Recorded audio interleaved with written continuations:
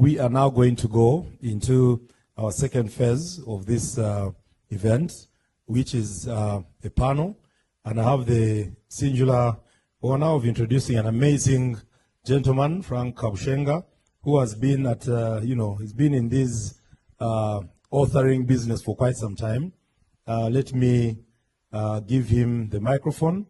I would like to request that you first give us a preamble, tell us about yourself, and give us some tips here and there so that some of us can get into the authoring world. Then you'll introduce to us the team that you have. At least they tell us themselves. Of course, some of them need no introduction, but for the benefit of all of us, we'll just recap. And so allow me to hand over to Frank, who will take us through this session. Thank you. Thank you, Tony. And our dear guests, yes, my name is Frank Kabushenga, and I'm happy and privileged to be here to host this panel discussion touching a very important aspect, and that is the book launched to start with, A Guide to Building Generational Wealth in East African Families. I am a publisher myself, and I'm happy that Kakura and the team reached out and were able to connect in the shortest time possible. But ladies and gentlemen, I would want us, before we go any further, to give a round of applause to Kakura and Isima.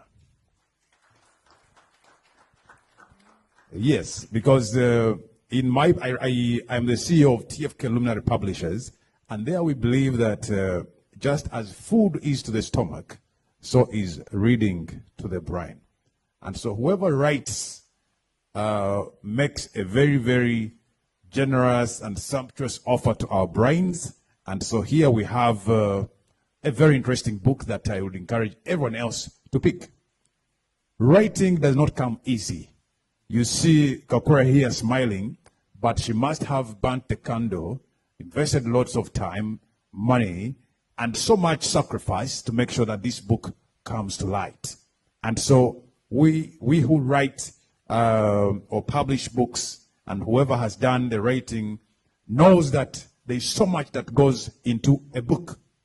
But more so, the value of the book is immense. And for that we say that those who write never die, because whatever they write lives on far beyond them to touch their children and their children's children, to touch our communities and those communities to come before we are long gone. So it is such a stride for our sister in the house to release this book today. And so I'm happy.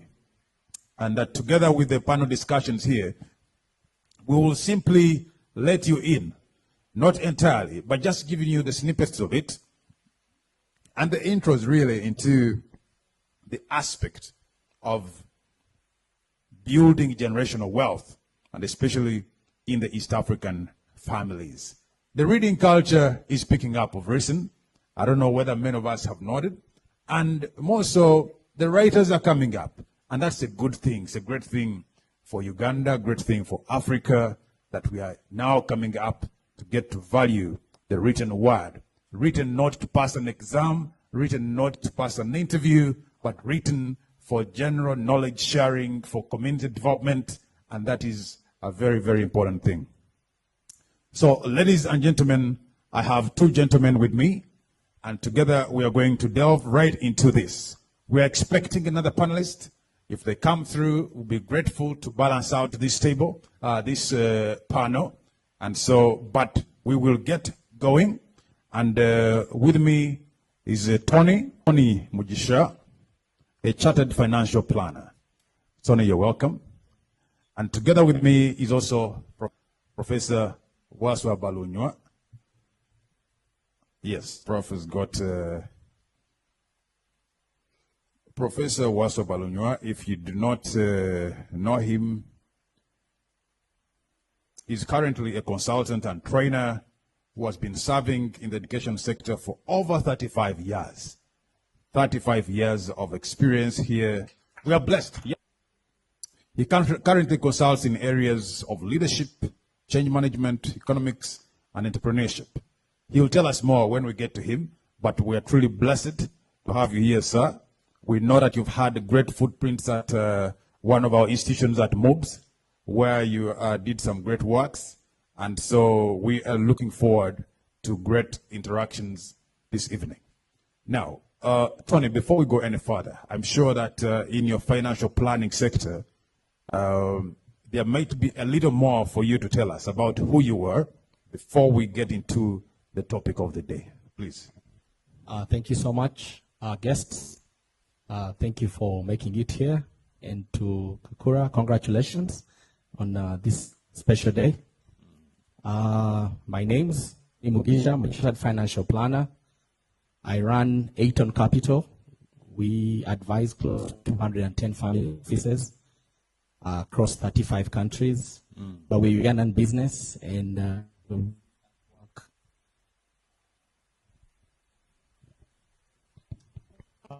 such work, and with the authors coming up with discussions regarding a very key topic in reference to generational wealth.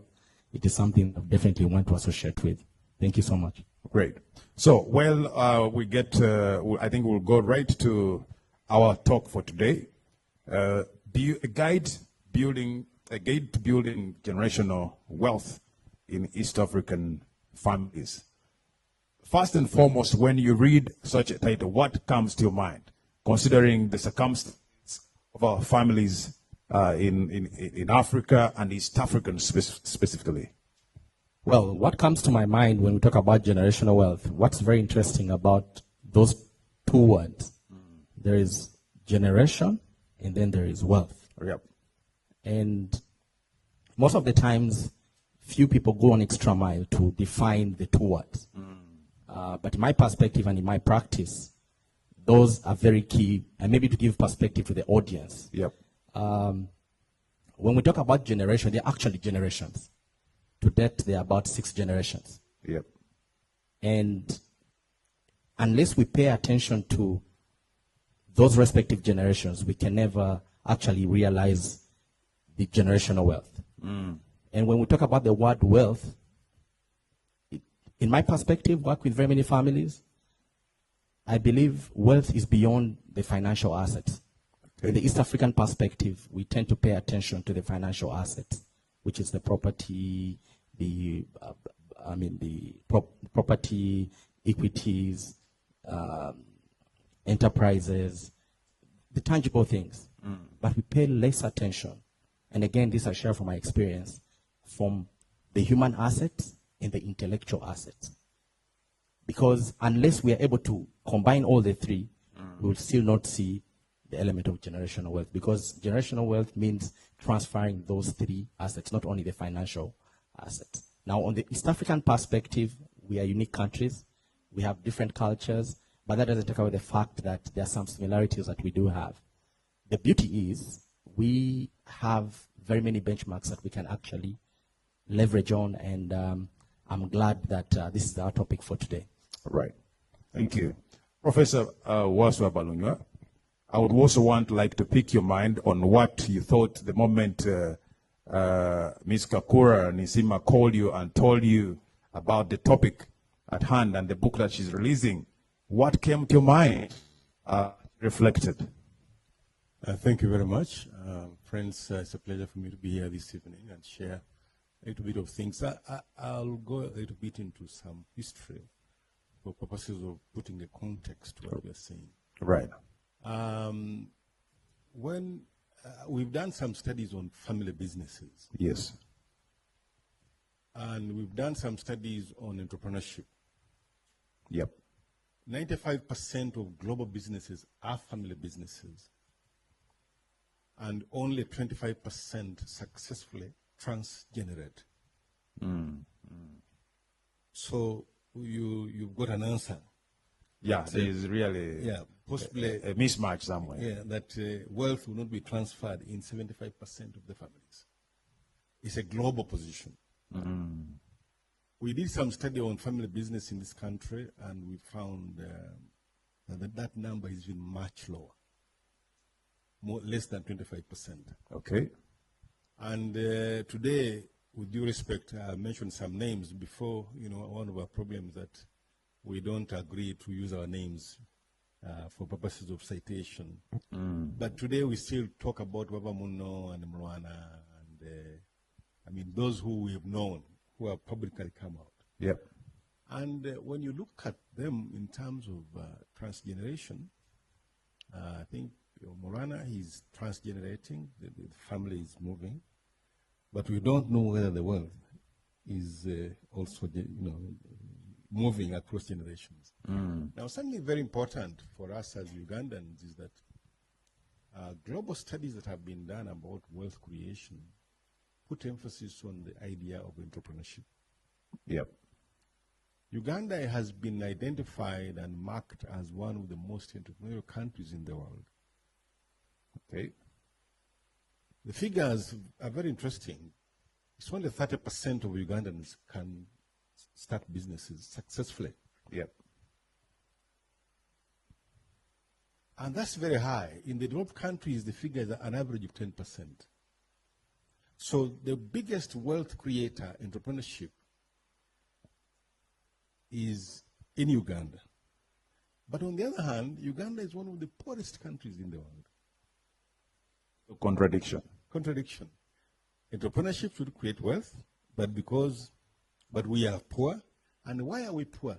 Because we don't have ideas that generate wealth. Okay. 70% of your population lives off farming, subsistence farming. Subsistence farmers cannot generate wealth. They live hand to mouth. 80% of the population lives in rural areas. Now remember, we're talking about a high figure of 30% in terms of business startup, in terms of people with capacity to create wealth. But 80% live in rural areas. The 20% in towns, 15% are in slums. They don't have wealth. So we're looking at a population of 5% of the people in this country having the capacity to generate wealth. So we are poor. That's a big problem. So for that matter, many of us have nothing to pass on. Right. Now, our author puts emphasis on culture, and this is a spoiler. The African society, forget about religion, the African society is highly, the family is a big extended family, and they're polygamous, traditionally polygamous. Yeah. Religion came in and varied what we have at the moment. So in the African family, which is polygamous, the girl does not go to school. Now remember, I've told you 80% of our people still live in rural areas and still live in our cultures. Yep. Two, because of the large family, there's not much money to go around. So you'll be surprised, well, don't be surprised, 70% of the children who join P1 never make it to P7. 70%, that 70%. sounds Yeah, so huge. Go to the Ministry of Education website, you'll get the figures. So if 70% don't make it to P7, not that they don't pass, they don't make it there. And 54% of those are girls. So you have girls at age 12, 13, 14, 15. If the family is decent, they marry off the girl. But today what is happening is that the girls become pregnant. So we have a huge problem of teenage pregnancies. Yeah. These girls are not delivering babies, they're delivering poverty. So you have a problem that even the families themselves are poor. Right. Even those that have some wealth, there are several issues. One is success breeds envy. Okay. In your family, look back in your family, you may have somebody who is successful and the rest of the people are trying to pull that person down. So we are not protecting wealth. Even the little that we have. Yeah. 2, because of polygamy, we are trying to fight who actually takes over this and that and the other.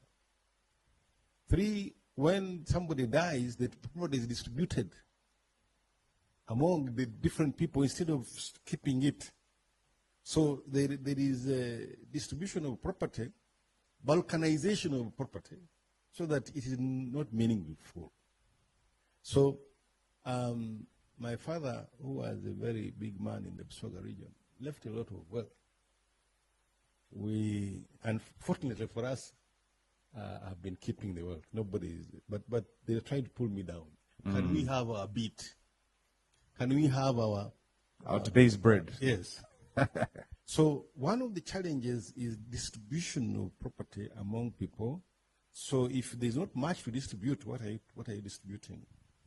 So the challenges we have, cultural challenges, including polygamy, including the fact that generally we are poor, including the fact that we have large family sizes.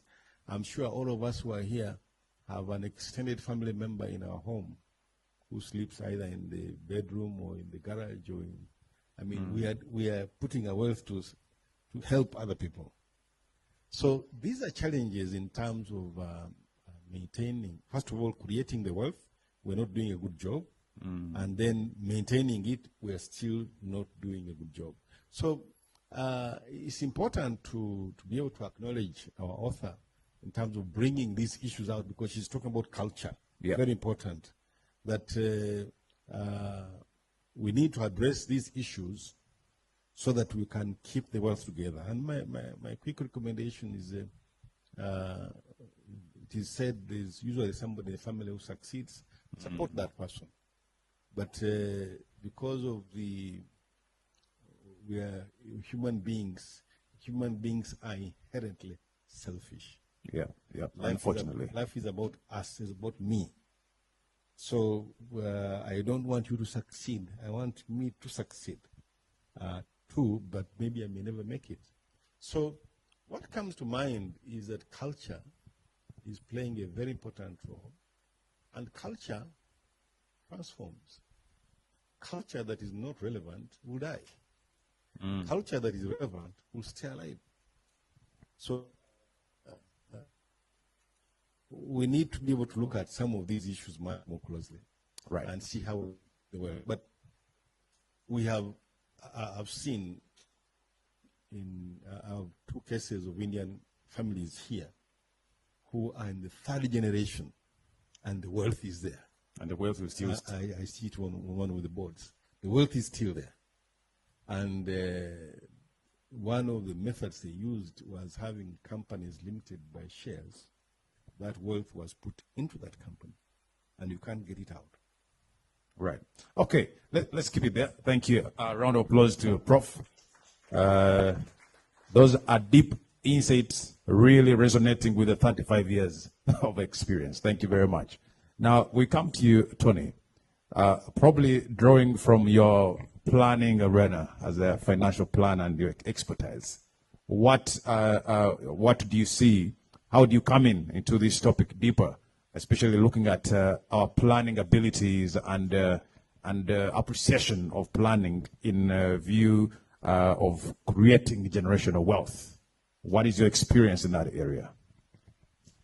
And I think for purposes of the conversation, I'm probably going to limit it in context of Uganda and maybe the East African market.